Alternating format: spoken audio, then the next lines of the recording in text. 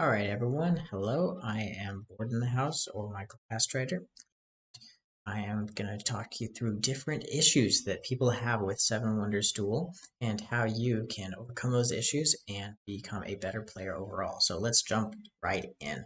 Some common complaints are the first player advantage. A lot of people say that this game, unfortunately, has a pretty strong first player advantage. It's really ridiculous. And then the game plays you. Okay. And the first player advantage. What's the right solution to that? Well, um, it's not as so simple as just differentiating like a starting resource or something like that, like some games would do. And here's why. So the game is fully based on the randomness of how the cards are laid out. So we are going to see what's known as the first player trick. So if you know it, you know it. If you don't, you don't. It's the first player can just get an extra turn to take the last two cards of H1, and by doing that, they have the last. So by the equal military strength rule, the person who takes the last card wins. So yeah, if you don't, so that leads to rule number 0. Don't grab any military cards in H1. Just now you know, don't do it. Okay. If the second player tries to do this first player trick, they'll need 2 extra turns to do that, and doing that is just wasteful. It's just disgusting. It's terrible. All right. So now moving on to um, somebody online posted back in 2017 about this game. They said more often than not, you exactly know which card would be the best for you to pick at the moment, of which you absolutely shouldn't let your opponent pick, or which options give your opponent when you pick this and that card, but simply you can't act on this knowledge because there's no choice but to pick one card out of the few options. It's extremely frustrating. Okay, so my dude predicted how this he predicted he said this game desperately needs another mechanism like pay X gold, discard an open card from the drafting area. This does not count as an action or something of the sort that makes it possible to actually do what you would know as the best move for the moment because you can stagger the choices. So my dude basically predicted the Pantheon expansion, and it looks like he hadn't even played it back in 2017. So yeah, there's that. So we're gonna look at so ultimately, are you the pilot or are you the passenger? Because my dude in 2017 said that the game plays you. Then another person said very similar to Seven Wonders in that your first game is kind of a lost cause since you have no idea what works or what is viable, but they gave it a 1. He said, after playing again, I think the draw has a large influence on the games. They're saying that the setup of the game of each age, resulting in some games that feel lost the entire way, never really getting better. With 3 plays, it felt like there is a best way to play. So they played the game 3 times. They're already an expert, and I don't really feel that it will lead to longevity, so I do not need to own this. A 1 review. I don't enjoy how the first player has a clear advantage in H1. They get the first choice of all revealed cards plus an initial 6, and they go on to say other reasons why it seems like the game plays you is the first complaint. So, how are you going to solve this? Well, you could just say, yep, I've played it 3 times, I'm done, no more in my collection. Or you could say, all right, I'm going to be the pilot rather than the passenger. There are some ways to move around the way the cards have been set up, and I'm going to be the pilot. Or you could just remain as the passenger. There's ways to do that too. But generally, you're going to be sitting pretty if you don't let the game play you. Yep. So passengers tend to build all their wonders.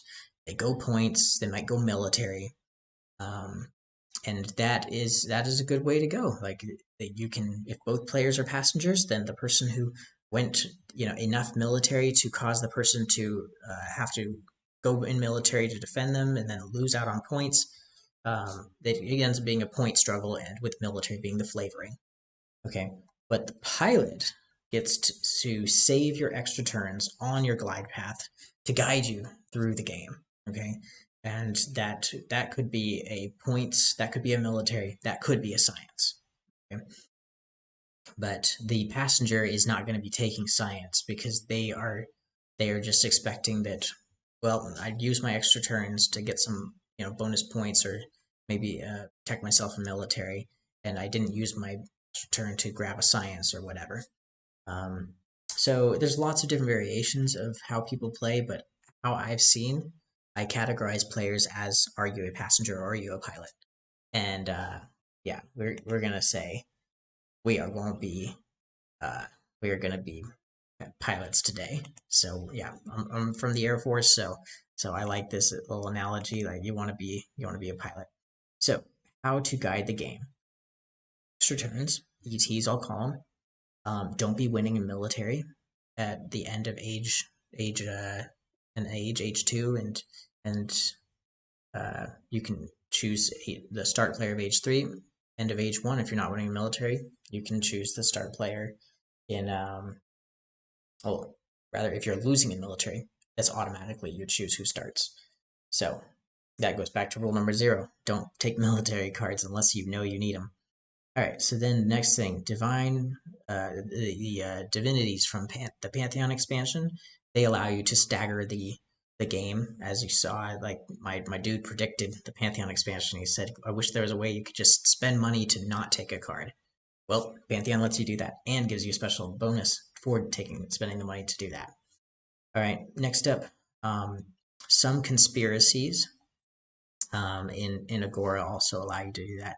But I'm not a pro at Agora, so I'm not going to be talking too much about that. All right, so here we have this. I've got 6 tips for age 1.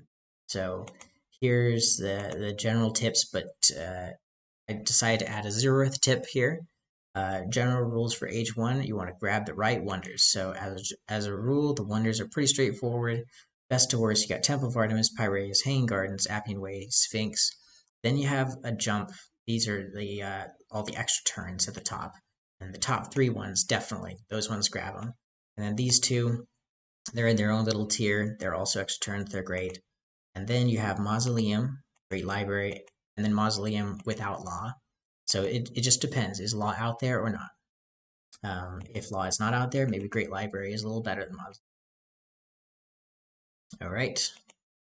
And then Circus Maximus, Statue of Zeus, Colossus, those, the raw power military wonders, although Mausoleum I consider a military wonder, probably the best of the military wonders.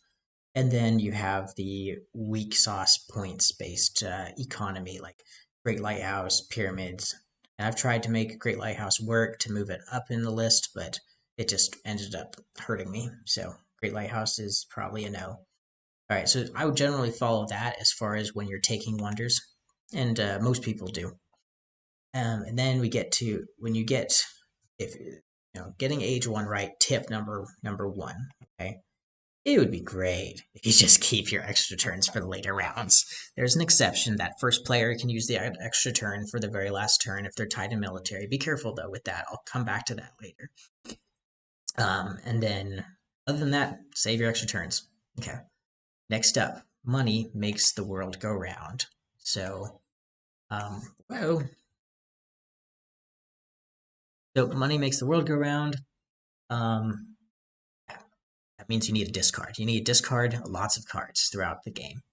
And yeah, let's see. So in age 1, 1 coin, think of 1 coin as 1 whole point. So every discard is worth 2 to 6 points, depending on how many yellow cards you have. So grab yellow cards early, and then every single time you discard a card, you'll get a bunch of points. Like if you grab, you're automatically going to get 2 points. But if you grab all 4 yellow cards in the first age, that's 6 whole points. I'm saying that 1 coin is worth a point, and you can trust me on that one. All right, so yeah, getting 6 points, way better than grabbing one of those blue cards that are only going to give you 3 points. So there's that. I would say the yellow cards in the first stage, Tavern's the best. Next is the Wood Reserve. You got Tavern. Next would be the Wood Reserve. Next would be the Stone Reserve, then the Clay Reserve. That's how I see it right there. Okay. Then, moving on to age 2. So in age 2, the coins are diminished. They're not as worth points. They're only worth a half a point per coin. So each discard is worth 1 to 6 points based on how many coins you or how many yellow cards you have. So if you build up your yellow cards, then you're going to be getting 3 points per coin at the start of or 3 points per discard at the start of age 2, and then moving on up from there. So because you're going to grab more yellow cards in age 2. Generally, I would say the brewery would be the best one. And then the next one I would say would be the Caravansary, Customs House, then the Forum. Although, if you're doing an anti-gray card strategy, which is what I like to do because I know there's players who very highly value gray cards and will do anything to grab them. And so you may just let them have those gray cards, and then just the Customs House will be less useful for them at that point, and they may just give you Customs House. They may give you Forum, and you may already have Piraeus. And so in an anti-gray strategy, which is a little niche strategy that's that I do, I would say the Customs House may be the best one, maybe even better than Brewery. But so there's a little bit of choices there for you. Next up, age 3, you're not going to really want to grab yellow cards at that point because that's going to increase the amount of coins you get per discard. But look what I wrote right here. At age 3, each coin is only worth 1/3 of a point. Okay? Yeah, actually, at the end of the game, that's actually true. If you have some leftover coins, they're only worth 1/3 of a point. So each discard is going to be worth 2/3 of a point to maybe 5 points total. The yellow cards are really weak. You've got the port that maybe on average gives you 9 coins if you're really working for it, or 18 coins at the max. And where's the port? That's a bunch of brown cards. The red one, you're going to get 4 coins, maybe average. And I just threw that average out there, just my own experience, but 14 coins if you do take it. Don't take it if you're not going to get the average, I would say. Lighthouse, you're going to get 5 coins maybe on average. Maybe you get 5 yellow cards because yellow cards are pretty highly contested, so you might not have that many. It does count itself. That's nice with the Lighthouse. But on max, you would get 13 coins. You count up all these yellow cards, and that's 13 of them. And then you're going to have the Chamber of Commerce, which is going to be, I think, maybe 6 coins on average. I wouldn't grab it if you can't get 6 coins, but yeah. So the Chamber of Commerce is pretty weak, but at most 12 coins. And then Arena, you could get 4 coins or 8 coins. So that's probably the worst one. But yeah, if you know that the arena's out there, that does incentivize you a tiny bit to build your wonders early. But don't do that, because I said earlier in that you need a really strong incentive to build your wonders early. So yeah, anyways, grab yellow early so you can discard those blue and red cards for 3 coins instead of 2 coins. And yeah, I'm only getting 2 coins maybe 10% of the time. I might take a blue card, but other than that, just discard those blue cards and never take a red card. All right, so now we are going on to the next one, tip 3. You got to get age 1 right.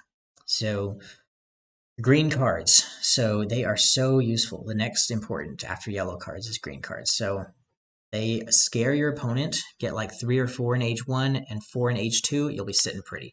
Never let your opponent get 3 science in age 1 or 4 different science in age 2. I'm 60% more likely to risk it all and go for science win if I see law out there. Just made up that number right there, 60%. Also, don't just grab science for the science win. You should also grab age 1 science cards if they the available progress tokens are looking juicy. So how do you know if they're looking juicy or not? Well, there's a little juiciness thing that I created here, juiciness math. So theology is the most juicy. Strategy, next most. Law, next most. Economy, there's some iffiness with economy. There's even some iffiness with theology, and I'll explain later. But urbanism, just give that a juiciness of 1, and then all the rest, 0. They're not juicy for me. All right, so you add up the total juiciness level, and that lets you know if you should be going for science or not. And generally, with most situations, I am grabbing it. So if I see 6 juiciness, I definitely go for science. 3 or 5, maybe I do, but maybe not. And then here, I just grabbed some random ones out here, and you can see that, yeah, so we had strategy, give it a 3, economy, give it a 2, unless the opponent has Piraeus or Great Lighthouse or just a really great economy, then it's worth 0. And then law is a 2 juiciness generally, and then that's a total of yeah, seven juiciness there. Okay, 6 juiciness there, 7 there, 8 there. Looks like you always go for it. Yeah, one time I saw one. The last 2 maybe. The last 2 I might not go for. So yeah, so those ones I thought maybe if there's only law out there and urbanism, but no theology or strategy, maybe I don't go for science because it's kind of only 3 and I'm looking for, 5 or higher. But here, theology's right there, but theology may not count because there's that 4 can be changed based on how many extra turns there are. So I would say, looking back at this theology, it'd be the total number of non-extra turn wonders in play minus 1. So that generally is about like between 4, 5, maybe a 3. So it's going to be higher than strategy. But so that's how I decide in my mind which ones I'm gonna, if I'm really gonna go for science. And generally the math checks out. I generally always go for science. So um, and the first person who coined this juiciness term was Master Dinah Dan 6 years ago. The counterplay to science is to deny the cards by coining them or turning them into wonders. No point to build them if you aren't going for science yourself unless there's a really juicy green token for you. And there are always little options for juiciness there. Okay, next up. Brown cards is the next tip I have. You want to make sure you get these ones right. So your brown cards are your next priority. Gray cards are great if you are trying to make your opponent pay more for wonders, but gray cards are your bread and butter and what you need to be building up your military, your science, your like everything. Um, maybe less so science actually, but you're gonna need wood. You're definitely gonna need wood. And I'll go into that later in this masterclass. But anyways, so ultimately, build brown cards, don't discard them. Be aware of Statue of Zeus's potential, but if you have like 4 or 5 brown cards, what are they gonna do? They're not gonna totally destroy you. Sirius Maximus, on the other hand, that's when you want to play a anti-gray strategy, maybe, and hope for that customs house later. Okay, so brown cards are next in priority. There's an exception. If you already have the reserve, the yellow card for that brown resource, then obviously discard that uh, that brown card for 3 coins is better than building it. Some people like to take the reserve and take the brown card to try to give a monopoly in something, but then you're trying to be this monopoly demon, and you're not trying to win. You're trying to make the opponent lose. You don't need to make the opponent lose to win. You can just focus on your own economy and try to win. Some people have this monopoly fetish. They just like, oh, I want to monopolize and make the opponent's stuff cost so much. And yeah, that might work in maybe less than 10% of games, but there's a better strategy that maybe in 90% of games is the way to go. So if you are going to do a monopoly, though, there's a minority of cases where doing a monopoly would be good. It's risky because if the opponent in age 2 grabs the double resource of the one they need, or they have Great Lighthouse, or they just have a bunch of yellow cards and discard a bunch of coins, and then they don't need resources anyways. There's so many ways to slide out of a monopoly hold that you want to have on your opponent. But if you can stop that, I have a little advice for those people who love Monopoly. So Stone's a good one because what that means, if you have the 3 brown stone, or if you have 3 brown stone and your opponent has 0, then that's going to be 5 points per, or 5 coins per stone, and stone is huge in points. You need to have stone for points. Wood is also good for all the strategies. So, especially if the opponent has Great Library, Piraeus, or Hanging Gardens, you can take away their wood and then make it harder for them to build those ones. And then I used to love brick as a monopoly, but like because it helps the military and like stop the person from militarying me and maybe military them. Because a part of the military strategy is to grab all the military cards and don't let them take even one, and then you can win there. It's a tug of war, unlike science, where if the opponent grabs two science cards, you're not hosed unless they grab two of the same type. Anyways, so yeah, I used to always go military, but I guess I'll have to concede that it's probably better. Be less. It's probably slightly less important than the other two brown resources. So, in order of this, I would say wood, stone, brick, glass, then papyrus. Next up, so it's important to get H1 right. Step 5, tip 5.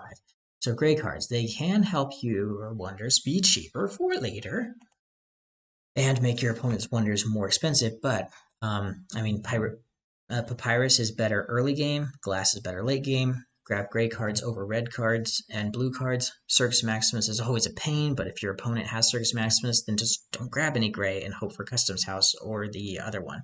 Maybe grab glass, actually, if your opponent has Circus Maximus, because you'll make them pay one extra coin to build Circus Maximus. And if they build it early enough, then you will have, it's only one shield, so then you will have an advantage in military. And so you cost them one extra coin, and they gave you uh, the advantage in turn initiative because they're pushing you in military only one, and that's where you want them to be, that one push. And I'm going to go into that later, but so the exception, there's really no exception. Yep, maybe grab a gray card ahead of another card if the opponent has 2 coins, and you want to make that science card in age 1 3 coins for them and free for you. I don't know, maybe, but that is tip number 5. Okay, next up, gray card's bad. So I used to grab Papyrus really early if my opponent had the Great Lighthouse, thinking that, oh, Great Lighthouse, uses 2 Papyrus. But yeah, I'm not really making my opponent pay 2 more coins to build something that isn't even that great. It's not like they need the lighthouse to be built to do anything useful in H1, so taking the Papyrus to stop them from getting lighthouse was a dumb move, and I used to do it all the time. I used to be the Monopoly guy. I had the Monopoly fetish. Um, so just let them take Papyrus while you grab an additional yellow or green if they overvalue Papyrus. There are some great point cards in H3 that use glass, so glass is a bit better in my opinion. I'd rather have glass and stone in H3 if I had to pick 2 resources. I knew it was coming down to points. And also, glass is used for Sphinx, a late game point wonder, and Mausoleum is best built in Age 3, so glass is screaming late game, while Papyrus is maybe screaming early game with Great Lighthouse on rare times when you can build it early. As well as the other double Papyrus wonder, the Statue of Zeus to build early game. So, yeah, glass is saying late game, and the Papyrus is whispering maybe early game. And really, it's important to eventually, but they can definitely wait till age 2, and maybe you get that beautiful customs house where you don't need to worry about gray cards anymore. All right, so tip number 6: get age 1 right with blue and red cards. They are your low priority, so discard these for coins after everything else. The exception: if I am only getting 2 gold from a discard, I might take a free blue card, not a red card. Yep, the only way I'm taking a red card is if my opponent has moved the conflict pawn 2 spaces already, then I'm taking 1 to just put it back. I love just 1 space towards me. I don't want 2, just 1. Yeah, so there's that. Then, want to get age 1 right. So, gotta get these extra turns. So, how do you know if you will go first in the second age? Or first or second in age 2, sorry. Yeah, so we went over this a little bit earlier, the double wonder trick thing, and I would say that I'll just read this out here. So there's four different options. If you're first player, you have 2 or more extra turns, and they have 1 or more extra turns. And then this is the most common. You definitely need to use that extra turn to go first in age 1. You have 2, just sacrifice just 1, and then get the bonus turn and start the next age. Yeah, gain that extra age 1 card and first of age 2. And you'll still have a backup extra turn if you need to pilot your way through. That's good piloting there. Next up, you have only 1 extra turn. They have 2 or more. Okay. They could use their 2 extra turns to go first, but that is going to be expensive. They're using a ton of money, and because you don't have much money in the beginning of the game or much resources to build those 2 wonders, and so they spent 2 extra turn wonders to take that from you. That's great. That's great if they do that. But what if they don't? Now there's only 2 cards left. So at 3 cards left, they could do that. At 2 cards left, then you could use your extra turn. If you don't, then they are actually going first. So if you use your only extra turn, now they have total control. They get to choose how age 2 moves, and they're likely going to choose themselves to go first and have an extra turn.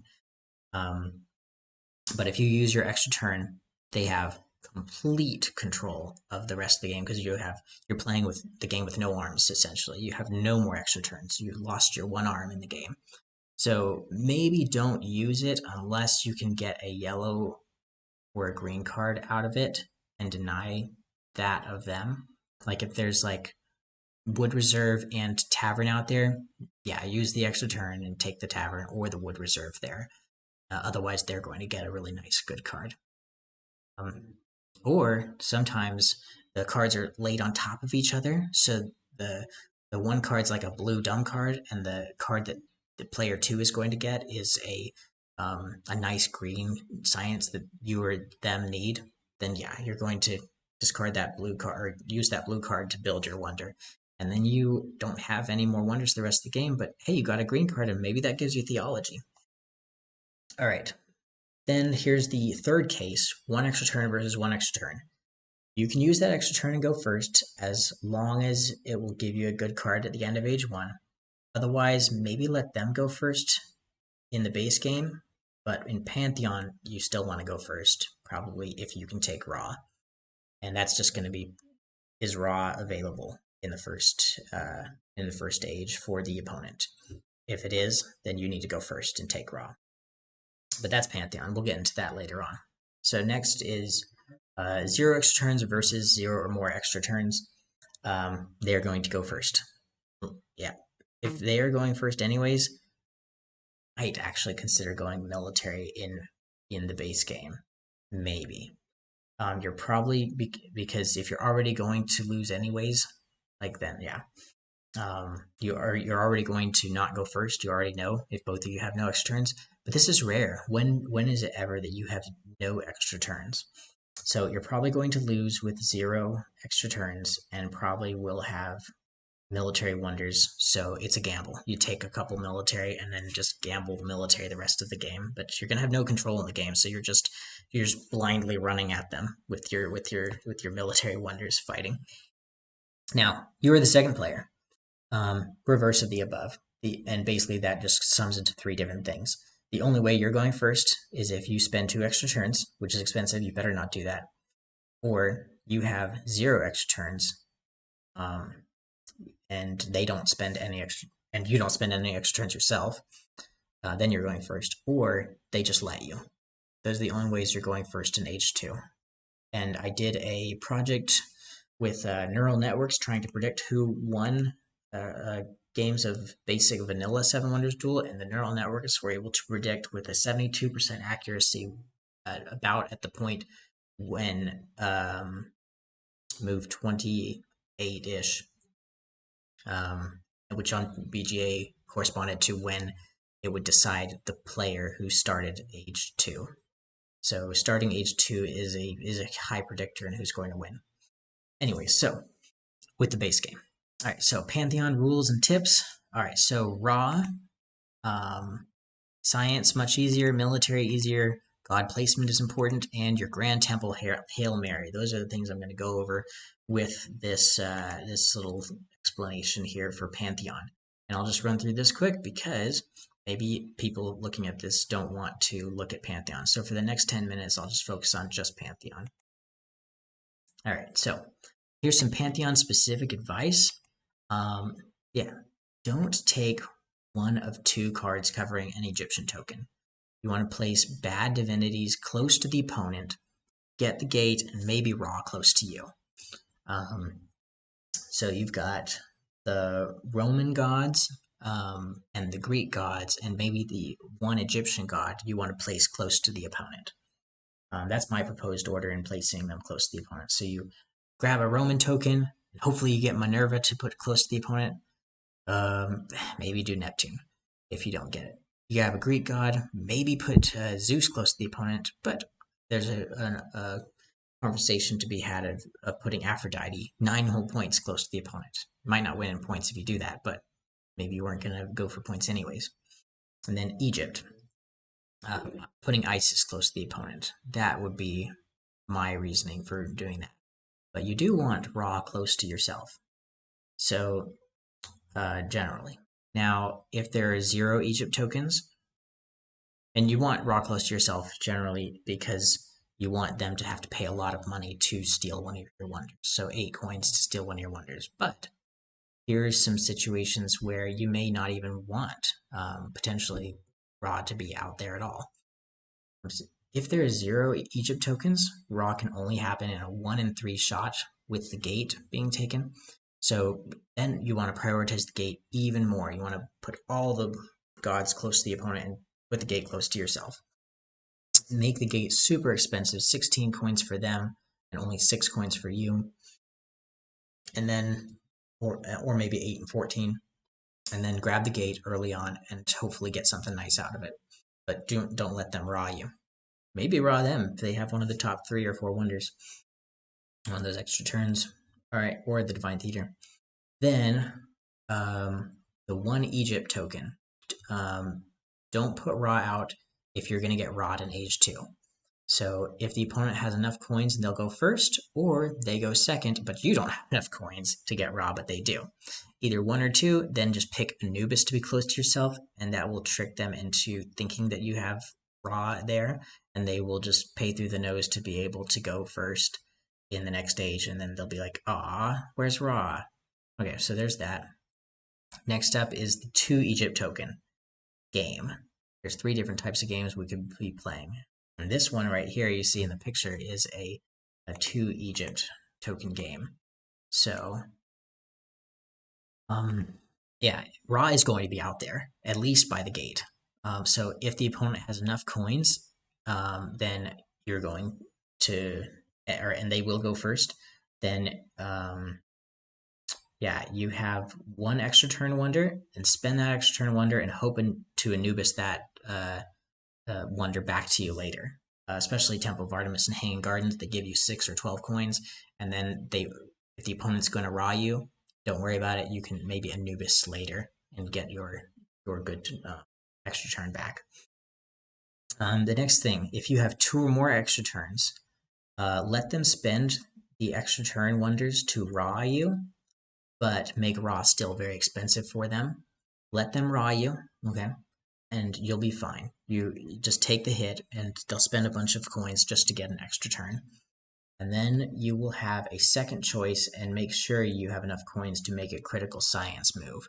So they zig, you zag. You make it really expensive for them. You put them down in coins. They take a wonder. Sure, just let it go. And then take a science card that's out there, because the good thing about Age 2 in Pantheon is there are a lot of options to go. You can grab the science gods, you can grab one of the 2 cards at the bottom, might be a science, and so just go for a science, because Pantheon is going to be really big on science, which leads me to my next point, which is Pantheon specific advice number 2. Science is easy to win with, and at least 50% of games should be won via science. Here are my personal statistics right here. I have a 61% win rate with science, whereas maybe average players are at 11% on all games, not just Pantheon. But mine on all games, but I usually do play Pantheon, is 61%. And I believe that 50% of the games should be won via science. The way to do this is don't grab victory points, grab a majority of divinities, only build wonders to give science cards, or save yourself from a military defeat. That's the only reason why you build wonders. And then grab, because you're not building for points at that point. You're just trying to get science. Unless you figure out science isn't going to work, then go back to plan B of just getting some points. But you're going to grab 3 or 4 green symbols in H1, and then 4 or 5 green symbols in H2. And yes, I say 5. Most of my games I do have 5 at the end of H2. And so be losing slightly in military at the end of H2. Okay. I wouldn't say most, maybe a good number of my games. And I have 5 green symbols, and that's just you only need 1 more symbol to win it. But I'm still lost because you've really sacrificed in military when you do that.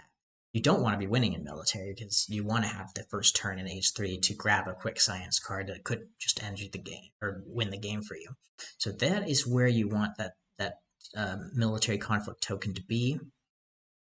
And now let's look at these statistics. So like I said, you want to be getting more divinities activated. I have almost 4 divinities activated per game, and most players only have 3. And then my wonders constructed, I have 2 wonders maybe, but most players have like 3 wonders. So that's a pretty low average to only construct 2 wonders. Normally you're like, oh wait, why didn't you build with a third? Let your opponent do 4, you do 3. No, like it wasn't worth it to me. I'm just like, no need to build wonders. It's more important to be building those cards. Now those green cards, I'm usually getting 5 every single time, 5 or 6. 6, yeah, like usually the different symbols ends it. So yeah. The thing is that my opponents are also fighting for green cards, so otherwise that number would be even higher. And most players' average is going to be around 3 cards per game. So that's what happens when you play a crap ton of a bunch of different Pantheon games. You're going to have really overinflated science scores, and Pantheon gods taken. All right, so some Pantheon specific advice I have for military is, all right, check this out. Military is easier. You normally need 9 more military than the opponent to win. That's the rule. You have 9 more shields, then you automatically win. That's the magic number. Get to 9. But if you have Circus Maximus or Statue of Zeus, those 2 wonders, you only need 8 because you can get that one that one military wonder, assuming the opponent doesn't have a military wonder. All right. Now, how about if you have Colossus or both of those 2 previously said wonders? You only need 7. Continuing that on, if you have Mausoleum with a 3 military discard or another combination of these wonders of 2s and 1s, you only need now 6 more military than the opponent. Okay, so that would be base game. But then you add in Mars, this really crazy good god card Mars, and now you only need 4 more military than the opponent. And then the key to winning in military is you're going to grab Mars, have 3 more military than the opponent from wonders, and then grab 2 good military cards, and then you win in H2. Pretty common, actually, to win military in H2 for Pantheon. So, yeah, definitely go there. And created this cool little PowerPoint slide so you can see it in action. So, here we go. All right, so yes, your first thing that you would do, well,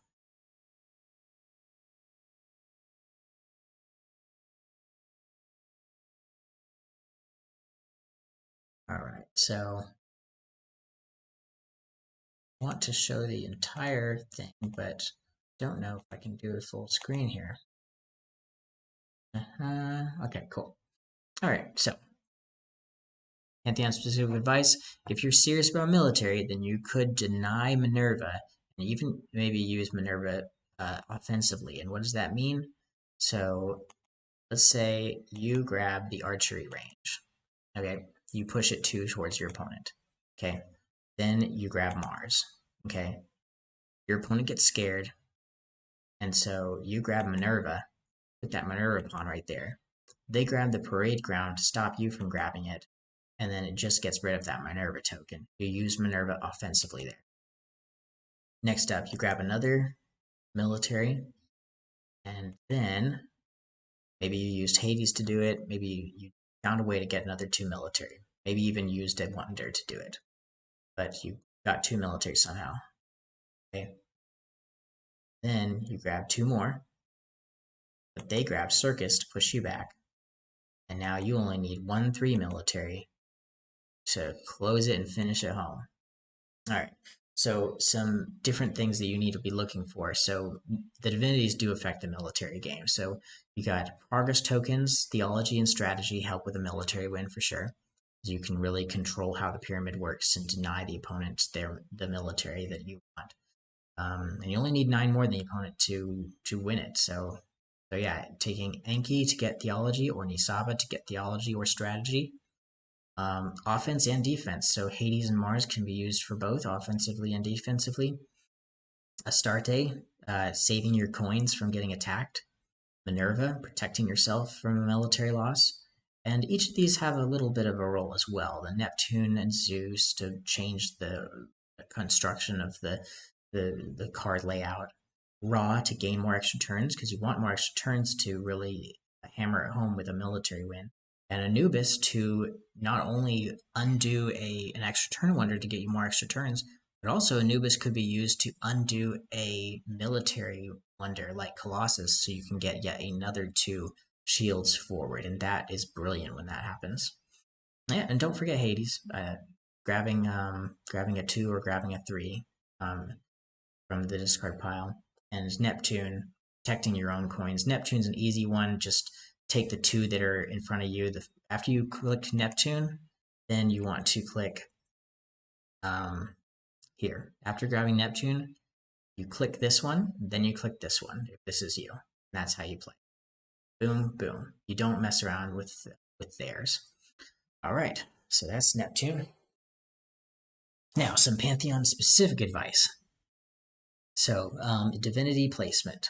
So, there's the deal with Ra that we've talked about, but then you also need to prioritize placing bad ones towards your opponent rather than good ones towards yourself.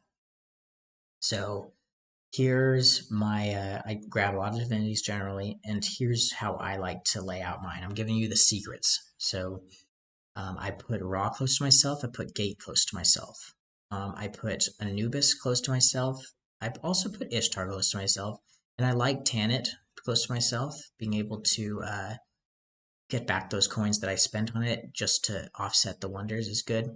And not let my opponent have a bunch of coins. And then Nisaba, I might put out there if the opponent has a science card in H1, then I'm like, okay, yeah, Nisaba would be a good one to put out there. Maybe in the middle. Maybe even close to myself.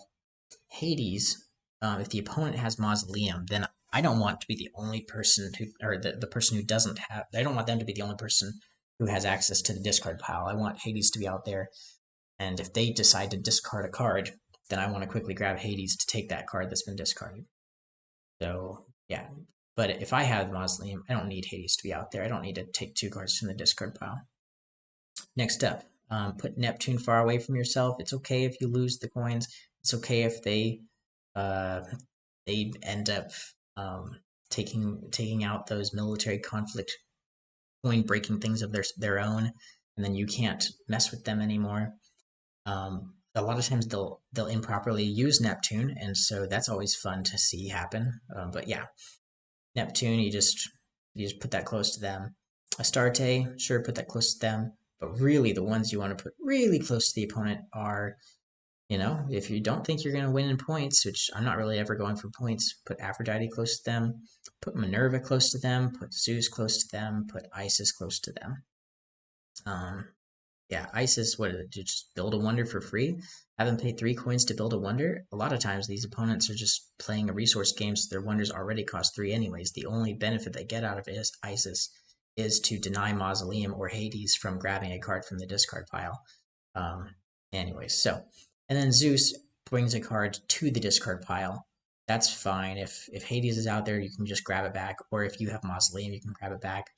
Or you can use Zeus to your benefit, even though it costs 8 coins. You're smarter than them. You're going to find a way to use Zeus to benefit yourself that's worth way more than 8 coins. And for them, they may not be that smart and may not know exactly how to use Zeus effectively. But you're watching this, and so you know how to use Zeus effectively.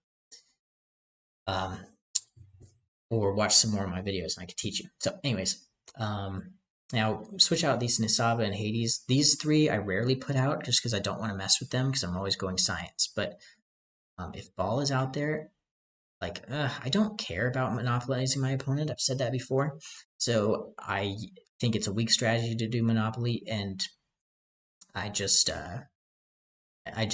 put it in the middle, I guess. Like if they Monopoly me, sure. I don't like them doing it, but whatever. I can still win. And then Mars, military is not the main goal. So that's why I don't use Mars. But if you want to try to win in Age 2, then Mars is the way to do it. And in my earlier videos, like 2022 videos, I would always try to go military and put Mars early, like really close to myself. And then Enki, that I might place near me if I don't see theology or strategy out there, because it might be on Enki secretly. And either of those are just so, what's the word? Like they're so juicy. All right, now back to here. Okay, so got the Grand Temple. And if you get 3 different Grand Temples, that's a total of 21 points. And there's one way that you could come back from a point loss. You're not going to come back from a 20-point deficit. If you're losing, if somebody has 20 points more than you going into Age 3, this Hail Mary is not going to work probably. But you could maybe catch up from a 15-point deficit if you can engineer the pyramid a certain way.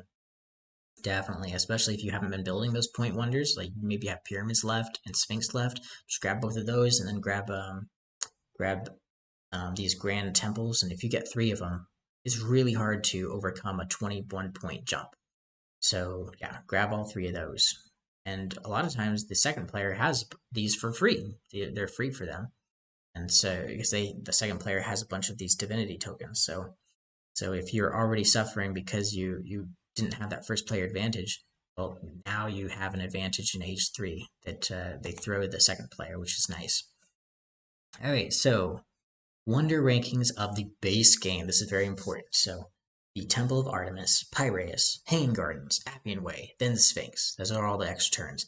Next up, the Great Library. Maybe you could switch to Mausoleum. Then you have Mausoleum. Then Circus Maximus, Statue of Zeus. Then Colossus. Then Great Lighthouse. Then the Pyramids. That's how I would rank them. Okay. But if you're talking about the wonders with Pantheon, Hanging Gardens switches with Piraeus. Okay, where's Hanging Gardens here? Boom, 6 coins versus gray resources. It's actually good to get the 6 coins. Okay. Next up, Mausoleum definitely switches with Great Library. Mausoleum becomes better in Pantheon. There was an iffiness here, but now it's a for sure. All right, and with both Agora and Pantheon, I have heard that Curia Julia and that other wonder are a little bit better. But yeah, Divine Theater. I said that in Pantheon, Divine Theater was the best. It even was better than Temple of Artemis. And you'll notice it's not bolded. Divine Theater is just that good. And you can get raw early on, or you can get an extra science. Like that's a guaranteed science if you have Divine Theater. It's not a guaranteed science if you have Temple of Artemis. All right, so Curia Julia, that other wonder, Divine Theater, then Temple of Artemis, Hanging Gardens, Piraeus. I would expect it goes about the same all the way down the line with Agora and Pantheon. But I don't know that much about Agora, so I'm not going to talk too much about that. I'm going to focus on Pantheon and look at these little cute little emojis.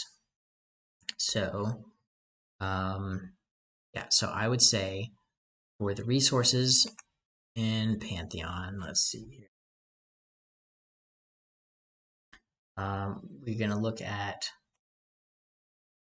you have the Divine Theater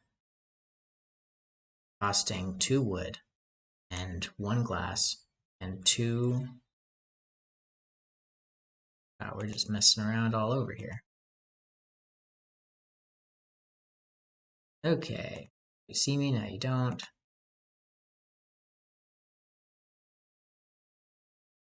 All right.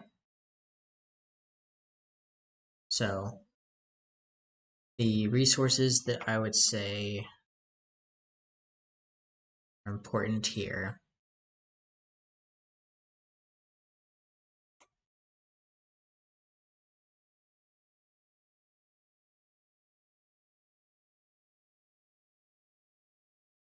Yeah, you want to grab the Divine Theater first with 2 wood, 1 glass, 2 papyrus.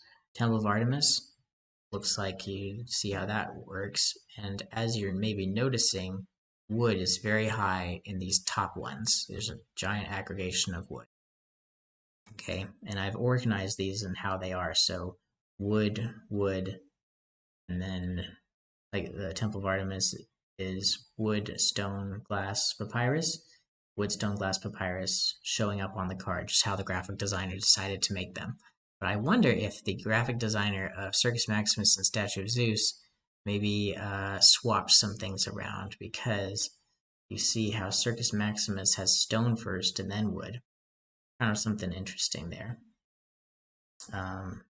Something funny to think about why they did that. Don't know why, but just noticed that. Okay, but yeah, you see at the top a lot of wood. Then you see a good amount of stone. And then only as you get down further, it becomes the very first brick with Piraeus, and then trickle down Mausoleum, and then some brick at the very bottom with Colossus, a lot of stone at the bottom for pyramids. Stone all throughout, really. Brick kind of generally in the middle. Wood more at the high wonders and less at the low wonders. And so, yeah, looking at this, it might make you think that wood's generally good, for all of them. And then especially the top ones. And stone is okay for, to grab for all of them. And brick may just be for a couple of them. And now we look at the gray resources. Glass, pretty high across. Iris, pretty much all over except for 2 of them. So 3 of them.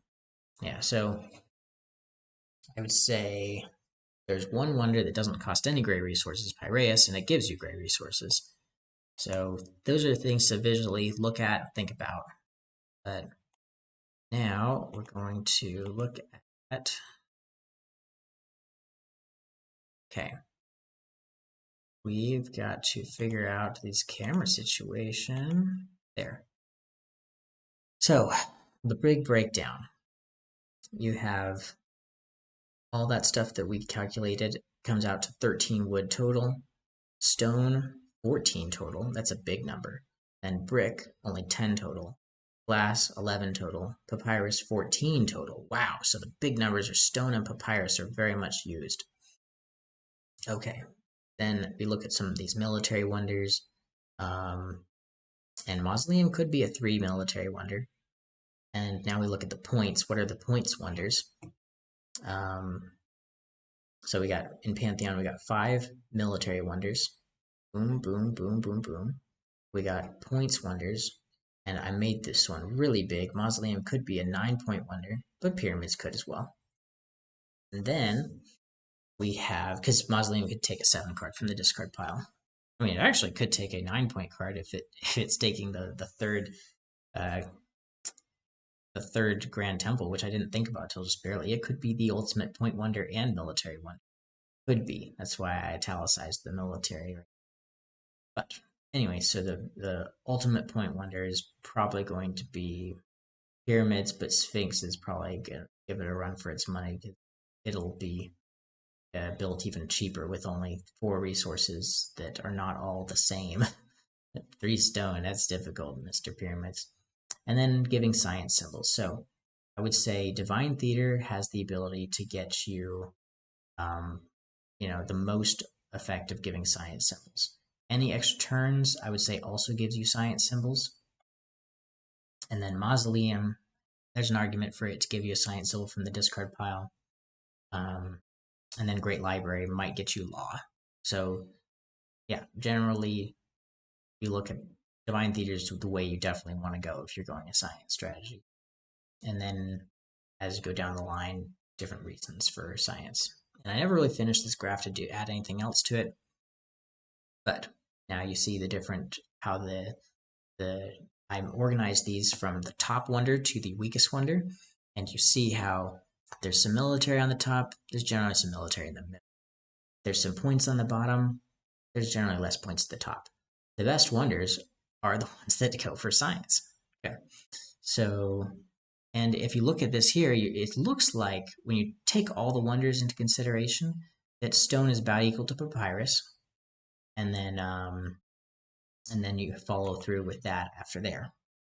But now we look at some of only the good wonders. So you got Divine Theater, Temple of Artemis, Hanging Gardens, Piraeus, Appian Way, Sphinx, Sanctuary, Mausoleum, and Great Library. Wood is the most important. Got 10 for that. Stone, 7. Brick, only 6. Glass goes to 9. Papyrus at 8. We were just looking at the good ones, so the ones that were Great Library and up. Now the numbers have switched, and thus the resources have switched. And now we're looking at a little bit more what is realistic. Wood is the most important. Then extra turns plus Divine Theater. So only looking at the top of the top, like getting rid of Mausoleum and Great Library, only the top of the top. Now wood is 7, stone is 7, brick is only 4, and glass and papyrus are 6 each. Okay, so I highlighted those because they made a big change there, being 6 now. So yeah, take out the Mausoleum and Great Library, they get a little bit worse. Now, we're going to look at how these are the different types of cards. So blue cards, green cards, and red cards, and their strategies that go with them. A point strategy going for blue cards is going to use a lot of stone. But there's some linking symbol discounts of 4 stone. Actually, 7 linking symbol discounts of, what I mean is if you get the linking symbol for it, you won't actually have to pay that stone. You won't actually have to pay that brick. And thus, it makes the final cost a little tweaked based on how the linking symbols would work. And so this is maybe a little more accurate of numbers what you should be looking at. And don't worry about the numbers on the bottom. I was just messing around with some math. If you can understand the math, it's just pseudo math. It's just mess around, giving a high number, a medium number, and a low number to ones that look like high, medium, low up there, and then subtracting those out and then seeing what's best there. But ultimately, let's take a look at this top right here. And stone is important for civilian victory, the culture victory, even after the discounts. Glass and wood are important even after the discounts for science. And for military, it looks like coins, so straight having money, having more money than the opponent, is very important for military strategy even after all the discounts. And yeah, and now also brick is also very important. So the blue, the green, the red card costs. You take a look at that final thing. I grabbed each of these. Boom, you saw 68104, 68104 for the culture, 510464 for the science. Nothing's changed. 510464. All right, so I'm going to categorize them into 3s, 2s, and 1s, 3 being critical, 2 being major, and 1 being minor. And I'm going to say that stone is major for a points win. See the rest there. And it's actually interesting that glass is still important for a points win. Everything's critical for a science win across wood, glass, and papyrus. They were all about the same number, except, check this out. If you have the forum or the customs house, then I would say those are a little bit less necessary. And so there goes my anti-gray spiel that I've I've started to delve into, and it's actually helped me quite a bit. Because of those 2 yellow cards, they actually become less critical for Glass of Papyrus, so we're going to be categorizing them as only major, even though the numbers would say that they are critical. And then now, we'll not look at coins, just look at resources, because coins are critical for military, but let's ignore that and say that brick is the most critical, a 6, wood is the next most critical, a 4, and then stone at only a 3 is the minor one for military. And now we take those numbers and then we add them all up for science, military, and culture, and it looks like wood is the most important for you to be grabbing. Yep.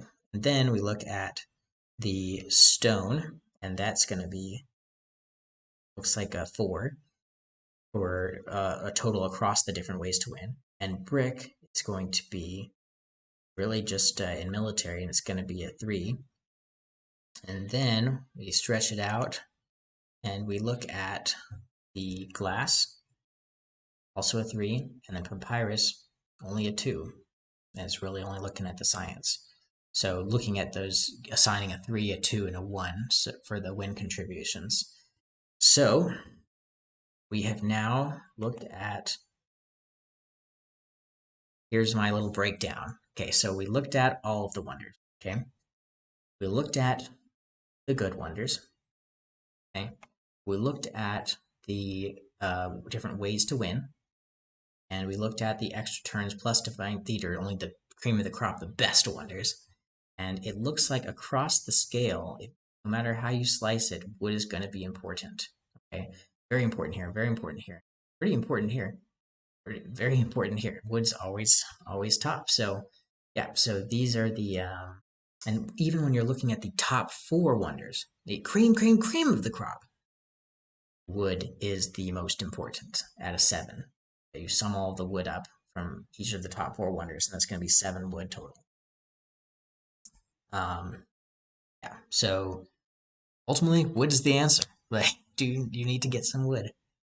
Yeah, so anyways, questions that people have asked: should I go for the tavern whenever it's available or avoid it due to lacking resources? Should I ignore resources to try to gain a massive lead in science? Any advice on when to take or what on general game advice? Should I do more wonders or less wonders? All right, so here's what I have to say for that. So should I go for the tavern whenever it's available? Grab it. Yellow cards are great. If you want to play that 3 shield, 8 coin cost of Praetorium in age 3, you will want to have a ton of yellow cards by then. Definitely get to the tavern. Should I ignore resources to try to gain a massive lead in science? Sure, but check that juiciness level that I talked about earlier. Any advice on when to take what or general game advice? Don't reveal cards unless you have to, or you can make a win-win situation. They can take Tavern, but it will reveal 2 cards to you, and you gain both cards that can't be useless. Or they take a yellow card, but you get the brown card underneath it of the same resource. Like, that's a win-win scenario. You want to make those win-wins. That's something I wish I had talked more about earlier in this, but there's only so much time I have with you guys. But you want to make win-win scenarios. So even though they get the yellow card, you get the brown card of the same resource. Even though they get a science, you get a science. All right, so more wonders or less wonders? A lose-win would be you poorly set it up so the opponent takes the yellow card and you discard the worthless card underneath. Then they grab the last card in a grouping, but now you are forced to reveal 2 more cards. So you have like a 3 grouping where they get a good one, you get nothing, they get a good one, and then you're forced to reveal something else. So yeah, don't be tempted to use extra turns in age 1 though, other than that first player trick. In fact, as a good rule, people win more often with 3 wonders built instead of 4, and top players average building only 2 wonders per game. So yeah, less wonders maybe. Keep your options open. Don't build all your wonders until age 3, or quickly finish all 4 in age 2 if you're feeling like the game's going to come down in points, because those wonders have a point advantage. At the bottom of the tree of wonders we saw, they have a point advantage. Let's go back to this beautiful thing here. At the bottom of it, they have a point advantage, and at the top of that, they have an extra turn that you can grab a point card. So yeah, building wonders in general, no matter which wonder you're building, you can make some points out of it. So, yeah, even Temple of Artemis, like 12 coins and then grab something great.